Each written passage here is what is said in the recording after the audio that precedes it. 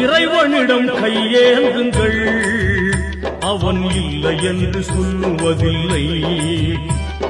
பொறுமையுடன் கேட்டு பாருங்கள், அவன் பொக்கிஷத்தை மூடுவதில்லை. இறைவனிடம் கையேந்துங்கள், அவன் இல்லை என்று சொல்லுவதில்லை.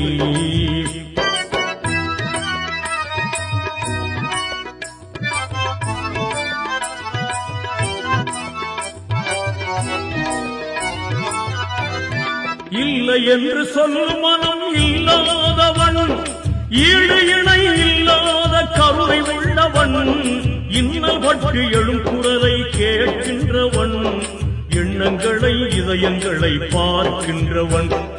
இறைவனிடம் கையேந்துங்கள், அவன் இல்லை என்று சொல்லுவதில்லை.